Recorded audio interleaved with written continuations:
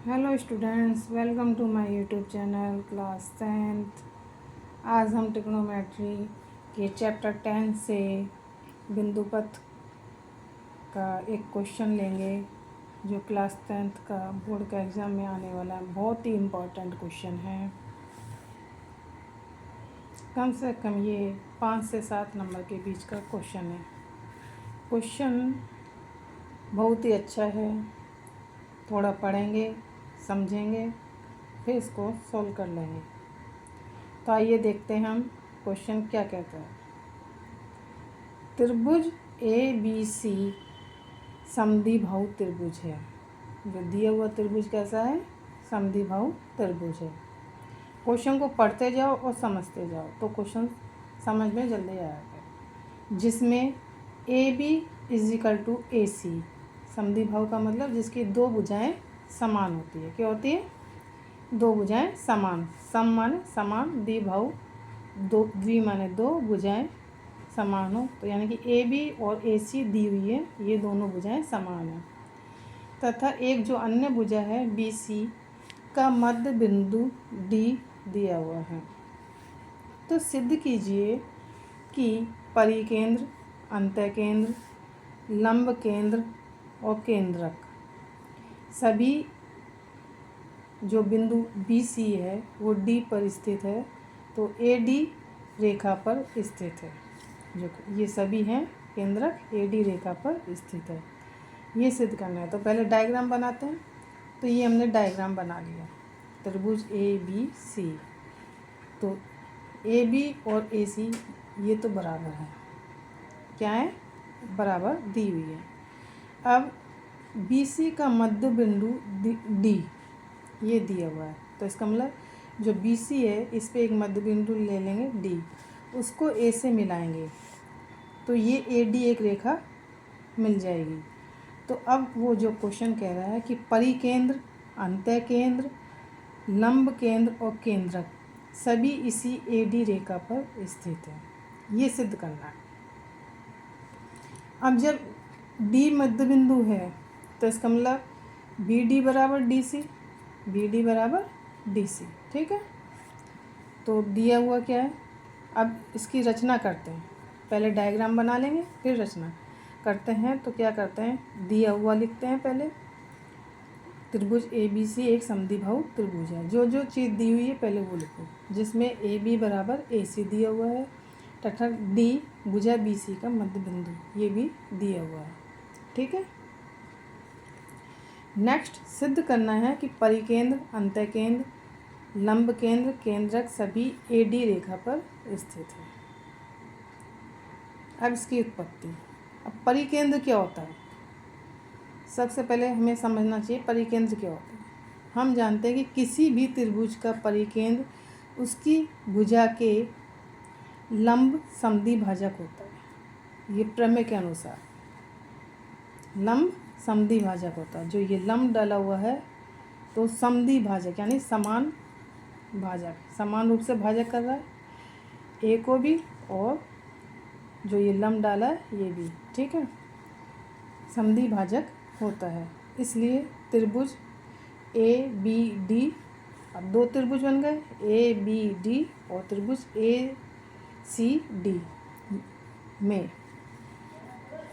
अब इनकी तुलना करेंगे तो ए बी में ए बी बराबर ए सी, क्योंकि ये दी हुई है। ए डी उभयनिष्ठ भुजा है। क्या है? ए डी बराबर ए डी, दोनों त्रिभुजों के लिए उभयनिष्ठ भुजा है। अब बी डी बराबर डी सी, क्यों? क्योंकि ये डी जो है मध्य बिंदु है, बी सी का मध्य बिंदु है। बी सी ये सी है, बी सी का मध्य बिंदु डी है। तो तीन शर्त पूरी हो गई त्रिभुज को समान दिखाने के लिए। तो इससे क्या होगा, एसएसएस नियम से दो त्रिभुज सर्वांग-सम हो गए। ये दोनों त्रिभुज सर्वांग-सम हो गए। त्रिभुज ए बी डी सर्वांग-सम, त्रिभुज ए सी डी जब सर्वांग-सम हो जाते हैं तो इनकी बाकी की चीज़ भी बराबर हो जाती हैं। जैसे कोण ए डी बी बराबर कोण ए डी सी, कोण ए डी बी कोण ए डी सी बराबर 90 डिग्री। ठीक है, चूँकि कोण ए डी बी प्लस कोण ए डी सी 180, इन दोनों का योग करेंगे तो क्या हो जाएगा 180। ठीक है, ए डी लंबवत बी सी के, ए डी जो है वो किस पे है, लंबवत है बी सी के। ठीक है, इसलिए बी डी बराबर डी सी। अतः ए डी भुजा बी सी का लंब समद्विभाजक है। ए डी भुजा बी सी का लंब समद्विभाजक है, लंब समद्विभाजक है ना, बराबर है, इसलिए परिकेंद्र ए डी पर स्थित है। हो गई प्रमेय सिद्ध इससे।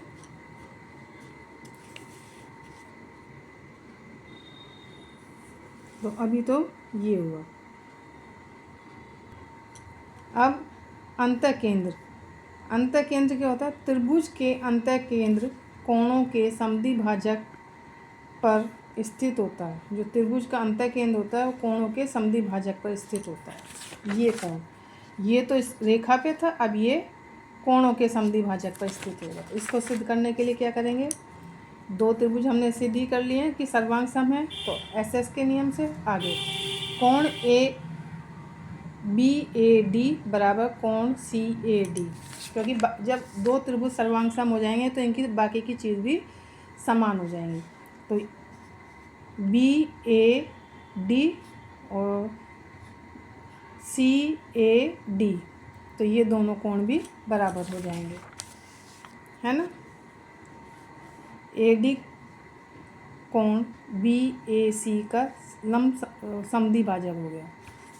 जब बराबर है, दोनों कोण बराबर है, इसका मतलब जो ए डी रेखा आई है वो बी ए सी का समद्विभाजक हो गया, कोण समद्विभाजक हो गया, दोनों बराबर हो गए। अतः त्रिभुज का अंतःकेंद्र ए डी रेखा पर स्थित है। देखिए ये ए बी ए सी त्रिभुज में ये दोनों कोण जब बराबर हो जाएंगे तो ये समद्विभाजक हो गया। नेक्स्ट, लंब केंद्र, त्रिभुज का लंब केंद्र लंब पर स्थित होता है। तो दो त्रिभुज सर्वांग सम सिद्ध कर चुके हैं एस एस एस नियम से।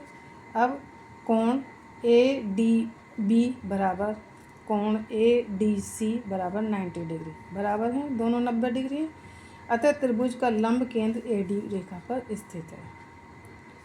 केंद्रक, त्रिभुज का केंद्र माध्यिकाओं पर स्थित होता है। हम जानते हैं माध्यिकाओं पर स्थित होता है जो केंद्रक होता है। चूँकि डी भुजा बी सी का मध्य बिंदु है, दिया हुआ है, और ए डी त्रिभुज ए बी सी की माध्यिका है। ये देखिए, इसको माध्यिका भी कहते हैं। ए से लंब डाले, ये यहाँ से डालेंगे, ये इसकी माध्यिका, ये इसकी माध्यिका, तो ये इस पर माध्यिका ही हुई। तो डी भुजा बी सी का मध्य बिंदु है और ए डी त्रिभुज ए बी सी की माध्यिका है। अतः केंद्रक ए डी पर स्थित है, केंद्रक ए डी रेखा पर ही स्थित है। अब सब चीज़ सिद्ध हो गई, सभी ए डी पर ही स्थित हैं। अतः सिद्ध हुआ कि त्रिभुज के परिकेंद्र, लंब केंद्र, अंतःकेंद्र और केंद्रक सभी भुजा ए डी पर स्थित है। Proved. Like, share and subscribe जरूर करें। इसी का एक नेक्स्ट क्वेश्चन और है त्रिभुज से रिलेटेड ही, तो आइए उसको भी देख लेते हैं। ये चैप्टर 11 से है। ये इम्पोर्टेंट क्वेश्चन है, 2 या 3 नंबर का, या ऑब्जेक्टिव में तो नहीं, लेकिन हाँ 2 या 3 नंबर का क्वेश्चन आ सकता है। तो बोर्ड के एग्ज़ाम के लिए इम्पोर्टेंट है। प्री बोर्ड में भी आ सकता है, बोर्ड में भी आ सकता है, और बीच में जो बोर्ड के एग्ज़ाम बीच में जो होते हैं उनमें भी आ सकता है।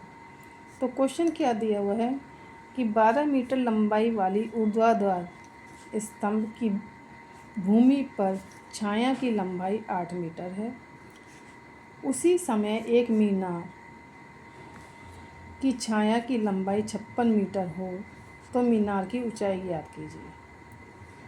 क्वेश्चन को देखो, एक ऊर्ध्वाधर स्तंभ दे रखा है, उसकी लंबाई दे रखी है 12 मीटर, और भूमि पर उसकी जो छाया बन रही है वो 8 मीटर की बन रही है।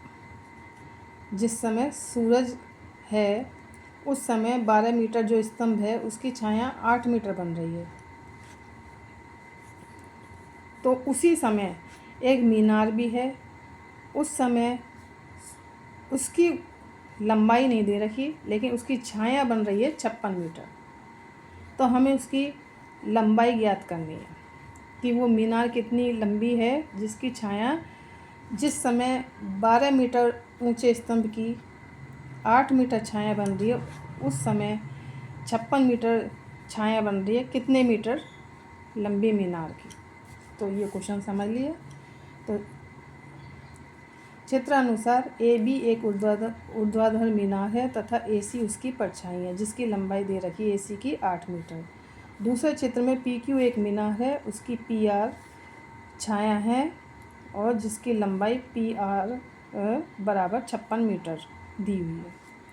तो ए बी बराबर 12 मीटर दिया हुआ है, ए सी बराबर 8, पी क्यू वो पी आर बराबर दे रखी है 56, तो पी क्यू की लंबाई पूछी है। अब त्रिभुज ए बी सी तथा पी क्यू आर में कोण ए बराबर कोण पी, क्योंकि जो स्तंभ है और जो मीनार है वो सीधी खड़ी हुई है इसलिए 90 डिग्री। कोण सी बराबर कोण आर, कोण सी बराबर कोण आर, क्योंकि सूर्य का उन्नयन कोण एक ही समय पर है इसलिए कोण सी बराबर कोण आर। तो समरूपता की कैटेगरी से ए की कसौटी से दो त्रिभुज समरूप हो गए, त्रिभुज ए बी सी समरूप त्रिभुज पी क्यू आर। इस स्थिति में क्या करेंगे हम, A B upon P Q is equal to A C upon P R. ठीक है, अब इनके जो माप है वो रख देंगे। ए बी कितनी है 12, पी क्यू कितनी मानी थी हमने x, ए सी कितनी है 8 और पी आर कितनी है 56। ठीक है, तो क्रॉस मल्टीप्लाई कर लेंगे तो 8x is equal to 12 into 56, तो x इज इक्वल टू क्या हो जाएगा 12 इंटू 56 अपॉन 8 से कट गया 7 बार तो 12 सत्ते 84, तो x बराबर 84 मीटर। तो जो x इसकी लंबाई है वो 84 मीटर है। कितनी है 84 मीटर आंसर।